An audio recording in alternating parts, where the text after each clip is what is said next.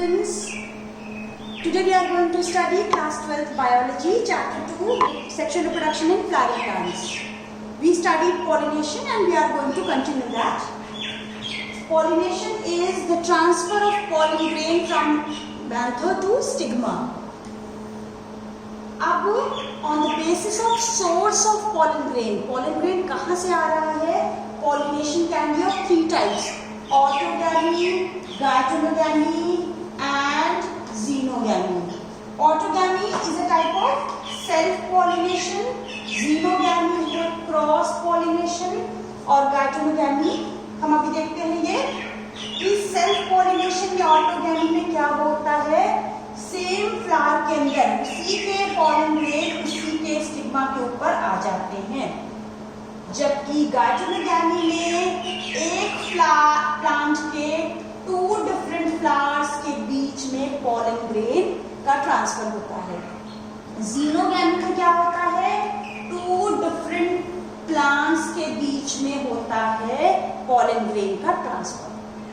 तो this is about pollination, three types का है, और autogamy, geitonogamy and xenogamy. Then is agents of pollination. आपने देखा कि पॉलन ग्रेन्स को बहुत दूर जाना होता है, इसलिए पॉलन ग्रेन के लिए कुछ ना कुछ उसको कैरी करने के लिए एजेंट्स की जरूरत पड़ती है। तो दो तरह के मेन एजेंट्स हैं, एबायोटिक नॉन लिविंग चीजें और बायोटिक यानी लिविंग बींग्स, एनिमल्स। एबायोटिक में विंड और वाटर हो सकता है यूज, जो ट्रांसफर के लिए काम आएगा पॉलन ग्रेन्स के। बायोटिक में एनिमल्स, कुछ रेप्टाइल्स जैसे कि कुछ लिजर्ड्स होती हैं, कुछ बर्ड्स, मैमल्स जैसे कि बैट, कभी ह्यूमन बीइंग्स भी ट्रांसफर कर सकते हैं पॉलन ग्रेन्स को अपने बॉडी पे स्टिक करके। और इंसेक्ट्स बहुत सारे हैं, bees, butterfly, bumble bee, moth, so many insects are there. हमेशा पॉलन ग्रेन्स का नंबर बहुत ज्यादा है in comparison to female gamete. हम पढ़ते हैं हमेशा male gametes are very high number.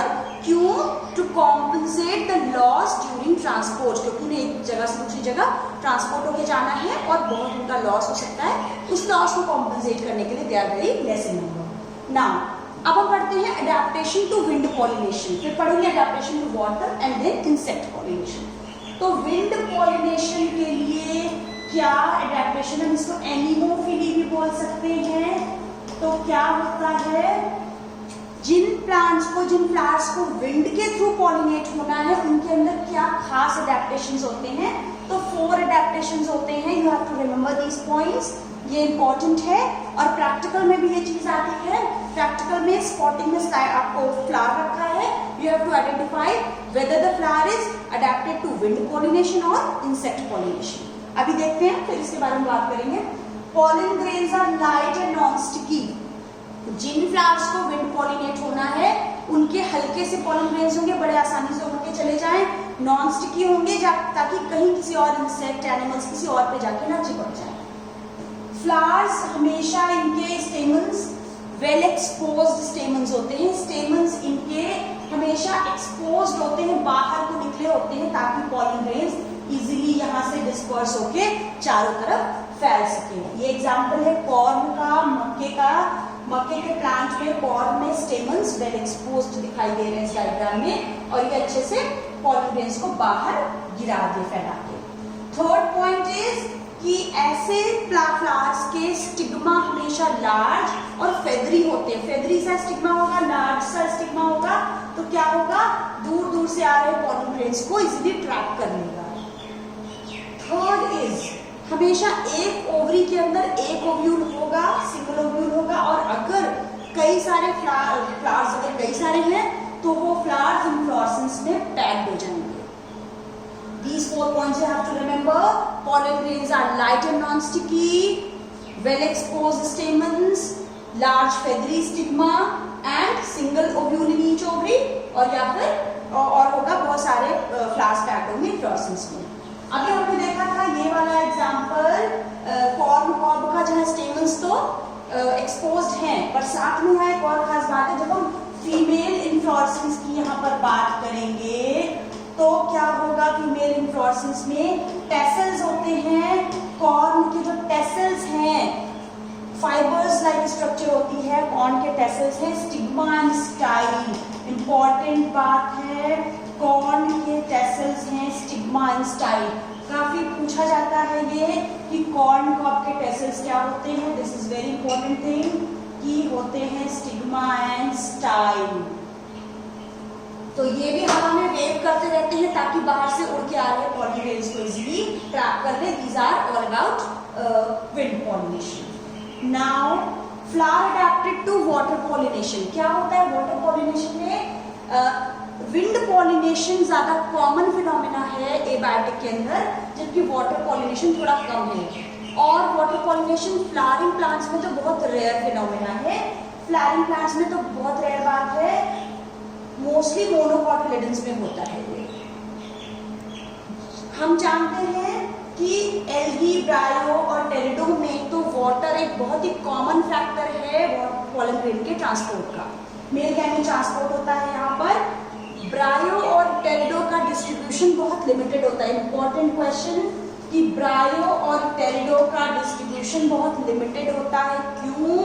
क्योंकि because they need water for the transport of male gamete and fertilisation. क्योंकि इनको पानी चाहिए अपने मेल गैमीट के ट्रांसपोर्ट के लिए और फर्टिलाइजेशन के लिए, इसलिए इनका डिस्ट्रीब्यूशन बहुत लिमिटेड होता है। अब हम आते हैं एग्जाम्पल की तरफ। तो जिन फ्लावर्स में वाटर पॉलिनेशन होता है उनमें से फ्रेश वाटर में पाए जाने वाले का एग्जाम्पल है Vallisneria and hydrilla. You have to remember कि फ्रेश वाटर में के थ्रू पॉलिनेट होते हैं वेलिस्नेरिया और हाइड्रोला के फ्लावर, और मरीन वाटर के अंदर आती है कुछ मरीन सी ग्रासेस जैसे कि ज़ोस्टेरा। अब हम इसको देखते हैं। वेलिस्नेरिया के केस में क्या होता है? वेलिस्नेरिया में क्या होता है कि वेलिस्नेरिया का फीमेल फ्लावर, ये आप देख सकते हो एक लॉन्ग स्टॉक से ये फीमेल फ्लावर पानी के सरफेस पे आ पहुंच गया है। तो वेलिस्नेरिया का फीमेल फ्लावर एक लॉन्ग स्टॉक से वाटर के सरफेस पे पहुंच गया है, जबकि मेल फ्लावर आप देख रहे हो नीचे अंदर है। तो ये मेल फ्लावर्स या पॉलन ग्रेन्स पानी के अंदर ही सबमर्ज हैं, जो ये रिलीज हो जाते हैं मेल फ्लावर्स या पॉलन ग्रेन्स, और ये वाटर करंट के थ्रू बहकर पैसिवली फ्लोट करके फीमेल पार्ट तक पहुंच जाते हैं और वहां जाके उसको पॉलिनेट करते हैं। तो वेलिस्नेरिया में फीमेल फ्लावर सरफेस पे आता है जबकि मेल फ्लावर अंदर रहता है। पर ज़ोस्टेरा में क्या होता है? ज़ोस्टेरा में फीमेल फ्लावर भी सबमर्ज होता है वाटर के अंदर। यहाँ सरफेस में आ गया था, ये वाटर की सरफेस पे आया था वेलिस्नेरिया का फीमेल फ्लावर, पर यहाँ पर ये सबमर्ज रहता है वाटर के अंदर। पर खास बात है कि इसके पॉलन ग्रेन्स रिबन लाइक होते हैं। इसके पॉलन ग्रेन्स रिबन लाइक होते हैं, बड़े से होते हैं, वो भी फ्लोट करते हुए फीमेल फ्लावर तक इजीली पहुंच जाते हैं और उसको पॉलिनेट कर देते हैं। एक्सेप्शन की बात करते हैं। जरूरी नहीं है कि पानी में रहने वाले सारे ही फ्लावर्स वाटर से ही पॉलिनेट होंगे, बिल्कुल भी जरूरी नहीं है। तो यहाँ एक एक्सेप्शन है, water lily and water hyacinth. नाम में वाटर लगा है, water lily and water hyacinth नाम में तो वाटर है but they are not pollinated by water. क्यों? क्योंकि इसके फ्लावर्स, ये पानी है, इसके फ्लावर पानी के सरफेस के ऊपर इमर्ज हो जाते हैं। तो ये फ्लावर्स पानी के सरफेस के ऊपर इमर्ज हो गए, तो एक फ्लावर से दूसरे फ्लावर के बीच पॉलन ग्रेन का ट्रांसफर हो जाता है, जैसे नॉर्मल फ्लावर्स में होता है थ्रू विंड और इंसेक्ट। थ्रू विंड और इंसेक्ट। वाटर हाइसिंथ का नाम आप फर्स्ट चैप्टर में भी सुन चुके हो, इसी को कहते हैं टेरर ऑफ बंगाल या आइकॉर्निया प्लांट, आपको याद होगा।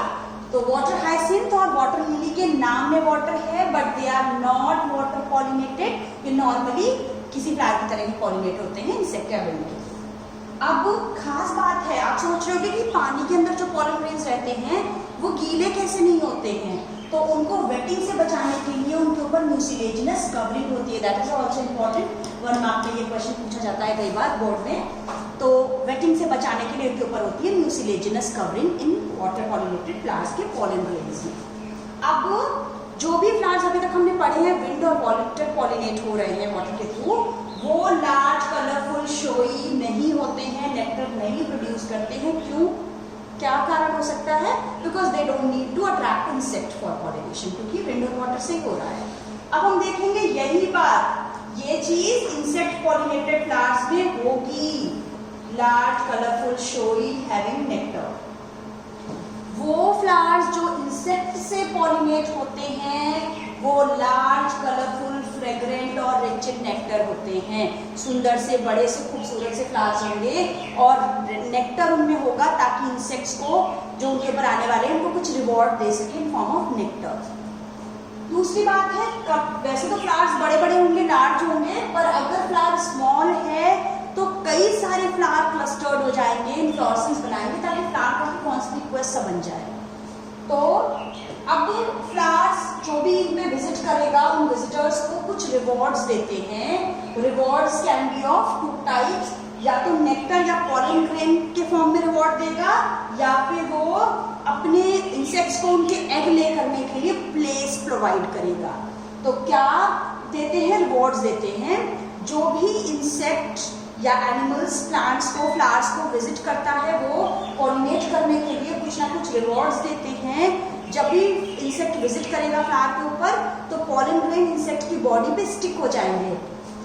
यहाँ पॉलन ग्रेन्स स्टिकी होते हैं। एक बात ये है कि पॉलन ग्रेन्स आर स्टिकी। आपने पढ़ा था कि विंड पॉलिनेशन में pollen grains are non sticky, यहाँ पॉलन ग्रेन्स आर स्टिकी। क्यों? एनिमल्स जब विजिट करेंगे तो उनकी बॉडी पे स्टिक हो जाएंगे और फिर पॉलन ग्रेन को लेकर सेम एनिमल किसी दूसरे फीमेल फ्लावर पे विजिट करेगा तो ये स्टिक हुए पॉलन ग्रेन्स फीमेल फ्लावर में चले जाएंगे और उसको पॉलिनेट कर देंगे। तो रिवॉर्ड्स देते हैं फ्लावर्स दो फॉर्म में, पॉलन या नेक्टर के फॉर्म में, या फिर एग ले करने के लिए सेफ प्लेस देंगे। एग ले करने के लिए सेफ प्लेस देते हैं, उसके बड़े इंपॉर्टेंट से दो एग्जाम्पल है। पहला एग्जाम्पल तो एमॉर्फोफैलस है, आपने नाम सुना होगा +1 में। एमॉर्फोफैलस वेजिटेटिव प्रोपगेशन में एमॉर्फोफैलस को कहते हैं जिमीकंद, जिमीकंद भी कहते हैं एमॉर्फोफैलस को। ये जमीन के अंदर इसका जो ट्यूबर होता है और इससे ये फूड स्टोर करता है, इसकी सब्जी भी बनती है। तो एमॉर्फोफैलस इज द टॉलेस्ट फ्लावर, ये 6 फीट जितना लंबा होता है और इसके अंदर इंसेक्ट्स को आराम से एग ले करने की प्लेस मिल जाती है एमॉर्फोफैलस के अंदर। दूसरा बहुत इंपॉर्टेंट एग्जांपल है मोथ एंड युक्का प्लांट के बीच का रिलेशनशिप। मोथ और युक्का प्लांट का रिलेशनशिप, एक खास बात यह है कि जो भी इंसेक्ट्स हैं और प्लांट स्पीशीज है वो बहुत ही स्पेसिफिक होती है। ऐसा नहीं कि कोई भी इंसेक्ट किसी भी फ्लावर को पॉलिनेट करेगा, हमेशा बहुत ही specific species of insect species flower को पॉलिनेट करेगी। मोथ और युक्का प्लांट जो होता है उसमें क्या, इसमें ऐसा रिलेशनशिप है कि ये दोनों एक दूसरे के बिना अपनी लाइफ साइकिल कंप्लीट नहीं कर सकते हैं। मोथ इंसेक्ट युक्का प्लांट के फ्लावर की ओवरी के लॉक्यूल में, युक्का प्लांट के फ्लावर की ओव्यूल के लॉक्यूल में अपने एग्स ले करता है और वहां पर जब इन एग्स में से लार्वी हैच आउट होते हैं तो वो लार्वी इन डेवलपिंग सीड्स में फीड करते हैं और इसके बाद सीड्स पे फीड करने के बाद भी बहुत सारे सीड्स बचे रह जाते हैं डिस्पर्सल के लिए। तो युक्का प्लांट को मोथ क्या देता है? पॉलिनेशन करता है और मोथ को क्या मिलता है? मोथ को अपने लार्वी के लिए फूड मिलता है सीड्स के फॉर्म में और अपने एग्स को लेकर करने के लिए सेफ प्लेस मिलती है। तो इस तरीके से रिवॉर्ड्स देते हैं फ्लावर्स इंसेक्ट्स को। पर कुछ ऐसे भी फ्लावर्स हो सकते हैं, कुछ ऐसे भी इंसेक्ट्स हो सकते हैं जिन्हें पॉलन या नेक्टर रॉबर्स कहते हैं। रॉबर्स, चोर, डाकू, ये क्या करते हैं? नेक्टर तो ले लेते हैं पर पॉलिनेट नहीं करते हैं बदले में। तो कुछ ऐसे विजिटर्स होते हैं, कुछ ऐसे इंसेक्ट्स हैं जो पॉलन तो कंज्यूम कर लेते हैं पर नेक्टर पॉलन नेक्टर कंज्यूम कर लेते हैं पर पॉलिनेशन नहीं करते हैं। ये भी 1 मार्क में कभी कभी पूछा जाता है। नेक्स्ट है आउट ब्रीडिंग डिवाइस, बहुत इंपॉर्टेंट ये भी टॉपिक है। आउट ब्रीडिंग डिवाइस एक इंपॉर्टेंट टॉपिक है। आप 9th क्लास में भी पढ़ोगे, 9th चैप्टर में पढ़ोगे, सॉरी, आउट ब्रीडिंग, इन ब्रीडिंग डिप्रेशन, आउट ब्रीडिंग, ये सब कुछ आपने 9th क्लास में भी पढ़ा है। क्या होता है कि कंटिन्यूड सेल्फ पॉलिनेशन, इन ब्रीडिंग जो वर्ड है वो एनिमल्स के लिए एक्चुअली यूज होता है, प्लांट्स के लिए सेल्फ पॉलिनेशन हम यूज करेंगे। तो आप जानते हो जब लगातार सेल्फ पॉलिनेशन होता रहेगा, कंटिन्यूड सेल्फ पॉलिनेशन होगा तो प्लांट की फर्टिलिटी और प्रोडक्टिविटी में कमी आएगी।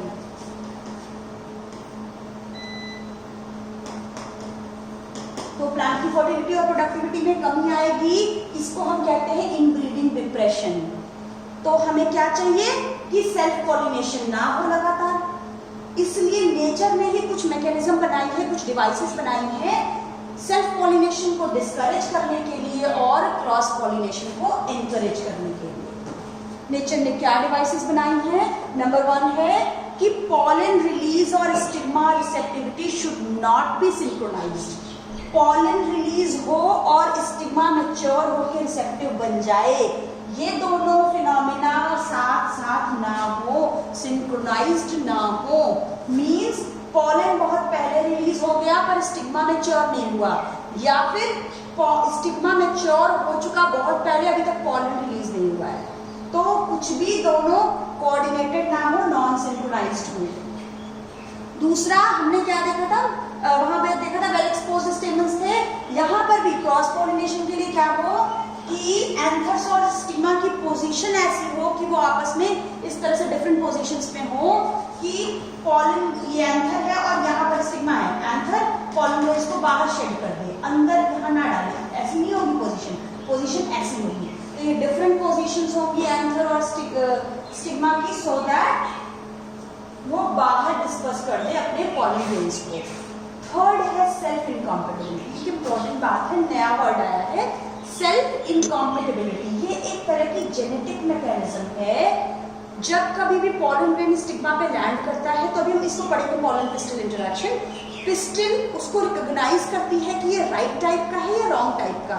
अगर पिस्टिल इसको पहचानती है केमिकल के थ्रू कि ये राइट टाइप का है, तभी उसमें से पॉलन ट्यूब की ग्रोथ को अलाउ करती है, वरना नहीं।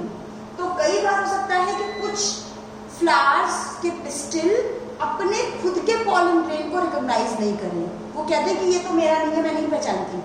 तो अगर वो जेनेटिक मैकेनिज्म है कि वो अपने ही पॉलन ग्रेन को पहचान नहीं रही है, उसकी ग्रोथ को, पॉलन ट्यूब की ग्रोथ को अलाउ नहीं कर रही है, तो उसे कहेंगे self incompatibility. Okay, self incompatibility is a genetic mechanism to prevent self pollen germination. Fourth last point है प्रोडक्शन ऑफ यूनिसेक्सुअल फ्लावर्स।